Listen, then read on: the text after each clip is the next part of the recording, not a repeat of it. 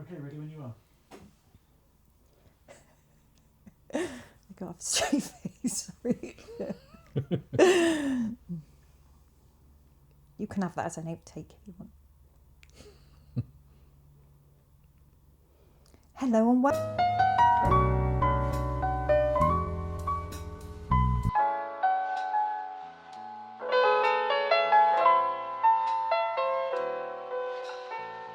I'm Al, this is John, and today we're going to be talking bullshit. Aren't we, John? Well, here we go. Well, maybe we won't be talking bullshit. We're going to talk about bullshit, aren't we? We talk about bullshit, yeah. So what books have you been reading about bullshit then, John? Well, I'll tell you about the books in just a minute, but I'd just like to say that I think, first of all, lean, lean is a central theme in lean is about the reduction of waste, but although bullshit per se is not one of the classic 7 wastes, I mean, although it might should have been, but I think it's a very important area, So now, what? Let me just say about what we're not going to be talking about. So, about first of all, shit jobs. So, shit jobs are jobs that really people don't really like to do. So, they may be repetitive work or whatever, but work that has to be done. But people find them relatively degrading, possibly. So that would But they're useful jobs. Yeah, they're useful jobs. So that would be a shit job, if you like. Likewise, although we will say a little bit about this, is bullshit language. So of which there is plenty around in the corporate world. So we will say a little bit about that, but I think our focus is on bullshit jobs, if you like, which has been the topic of 2 books that we'll talk about in just a minute. But I think that although I think this has probably been a thing that has been spoken about for decades, even hundreds of years, really. For me, I think one of the interesting things, one of the sort of starting points of this was a book that was written in the 1950s by a British civil servant called Parkinson's Law. Mm-hmm. So Parkinson himself worked, I believe, in Singapore and wrote about the British civil service and how people in the British civil service sort of magnified their jobs in order to gain promotion and so on. So Parkinson's law is work expands to fill the time available. So yes. And I think we've all experienced this. I think it's our dirty little secret? I think there's many people, including mine, of course. Absolutely. So this work expands to fill the time available is sort of interesting. That isn't it interesting that every person that moves into a new job, after just a short while, a matter of days or even hours, that person is fully occupied. For 40 hours. For 40 hours, yeah. And I find it funny that all jobs are about 40 hours a week. Yes, so sometimes people take work home, of course, because that might be because bullshit has driven them out. But anyway, but yes, so is this some sort of a miracle that it happens like that? Well, so this sort of idea from Parkinson has led on to quite a number of other things. I think we're all familiar with the Dilbert cartoons, which is really sort of really about taking a dip at bullshit that goes on in many organizations. So we find them embarrassing or amusing or whatever, but unfortunately... because we know they're real. Yes, exactly, yeah. So, but then more recently, over the last couple of years, I think there's 2 books that have, there's been quite a number of articles that have come out, but 2 books that I think of interest to our talk today is one called Business Bullshit by André Spicer, and the other one called Bullshit Jobs by David Graeber.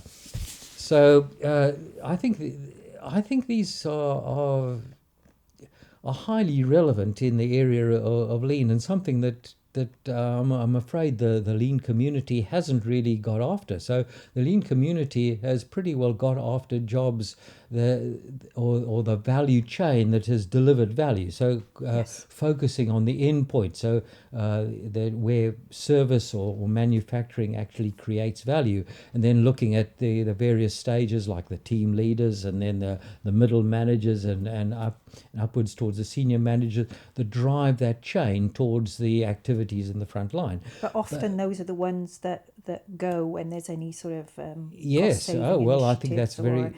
Or anything like that, and also I think there's you can see the work that's being done in those areas, can't you? Yes. The sort of physical measures and metrics that are in place with all the people working in those processes. So it's very tangible, I think, what people are doing. Yeah. So, and that has been the big focus of a lot of lean work in both manufacturing and service. But that's not what we're talking about in bullshit jobs, actually. What we're talking about is activities that really make no difference to the world, if you like. So, in other words, if they were not around, nobody would actually miss them. Yeah. And I'm embarrassed to say, of course, that I'm one of these bullshit jobs proponents myself, and so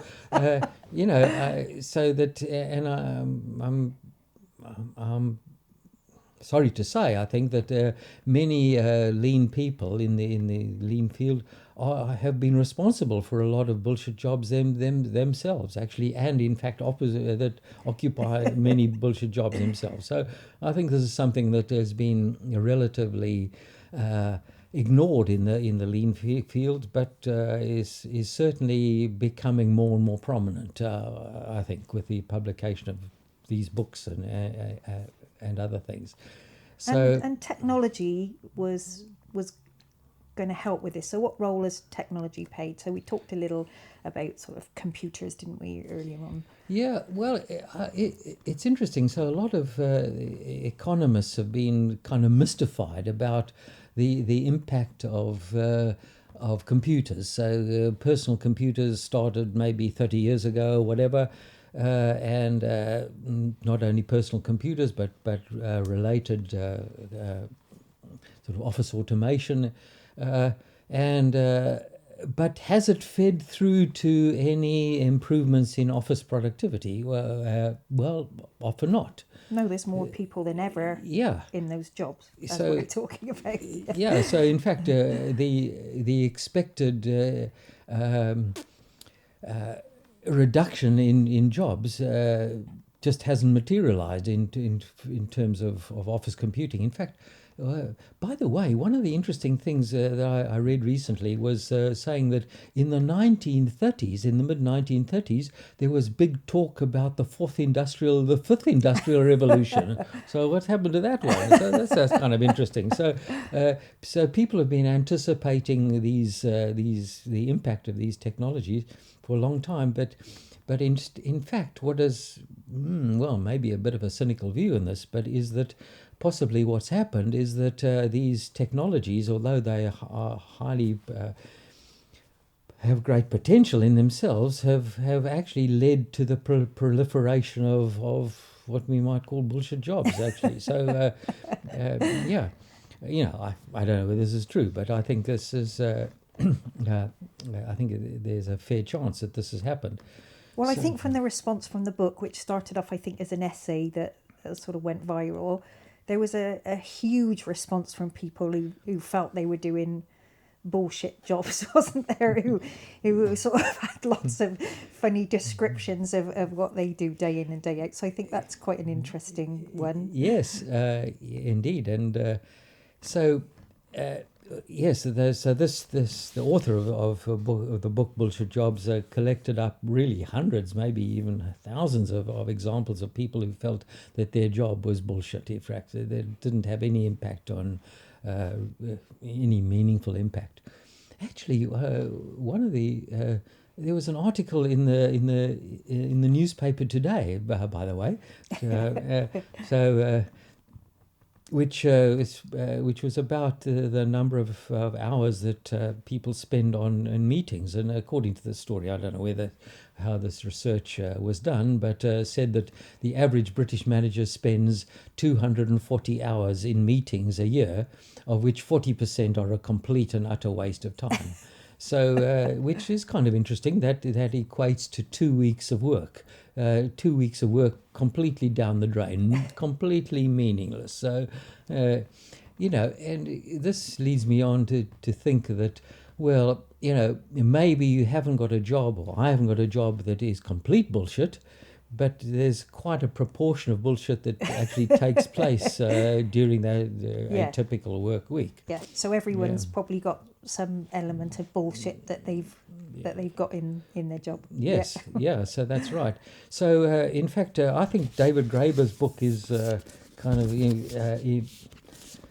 intriguing, also embarrassing to hear about all these jobs that people have, and I can often associate myself with some of them, I'm afraid. So this is kind of embarrassing. Now, David Graeber himself says that the book doesn't really put forward any solutions, but is a description of what of bullshit jobs that are around, if you like. So collects up examples of the many types of bullshit jobs that are around. He doesn't put forward any solution, except that he does talk about a universal payment system, whereby if everybody got a particular wage, then people who are doing real bullshit jobs think that, well, I'm not going to do this anymore.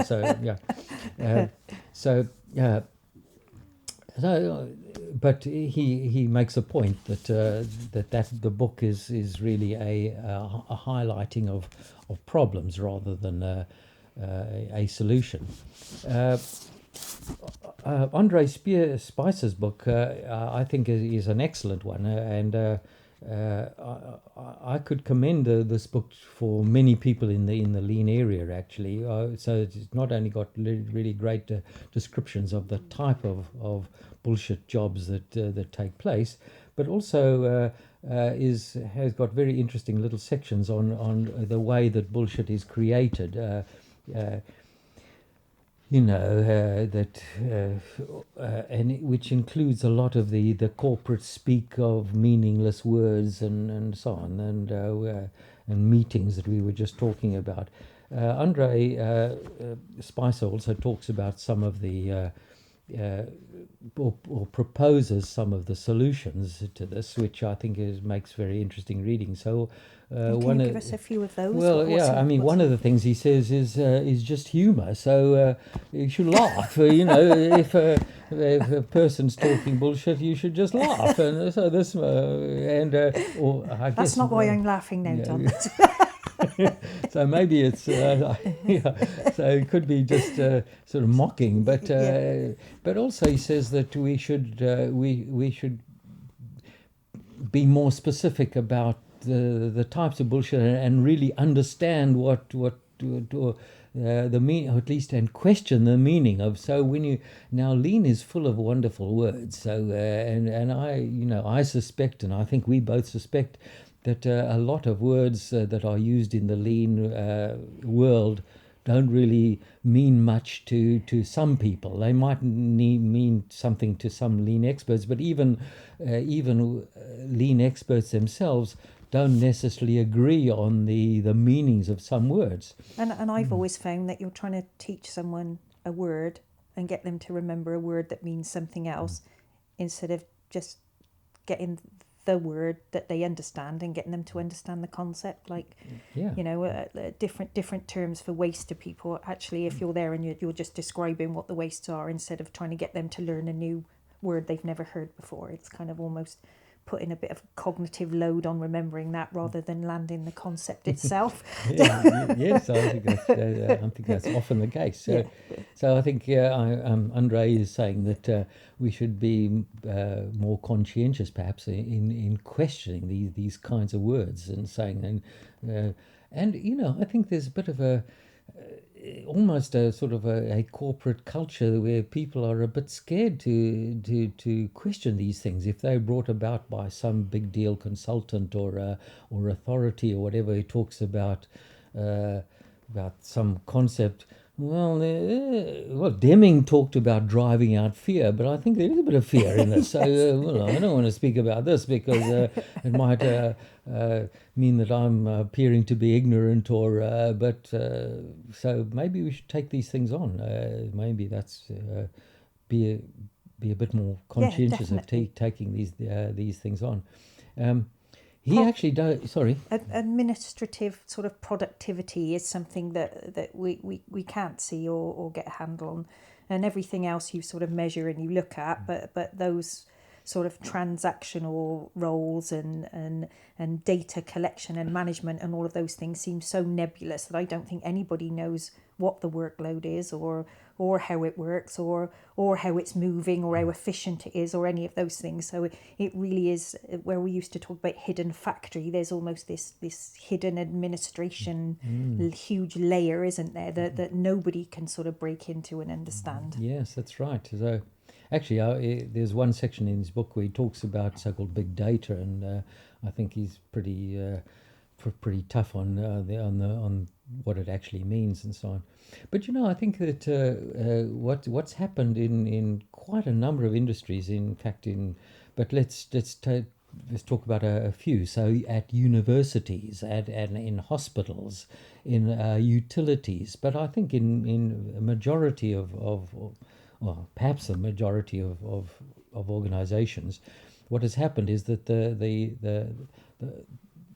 value delivering workforce has been relatively stable, but where the growth has taken place is with all the administrators and so on. So at many universities, in fact, there's studies on this in the United States that show that whereas the number of academics, for example, employed has been relatively stable, the number of administrators has quadrupled, for example. So, well, what are they doing? What are they all doing? Yeah, I think there's, and of course, they're all 100% busy. Yes. Absolutely, 100% busy. So, I think this is one of the great challenges. So that it's not so much the idea of chasing the value streams, which is something that people in the lean area have been doing for years. So mapping the value stream, plastering the wall with a lot of post-its and so on, and then saying, oh, that activity is not necessary and so on. That all that is good, but it's these other jobs that are taking place, or these other activities that in a way go unquestioned. I think this is much more of relevance, and something that I think probably the lean community should take a lot more notice of. Tackle. Yeah. And how do you think organisations and people doing those jobs would take to maybe being under a higher level of scrutiny about what they're doing?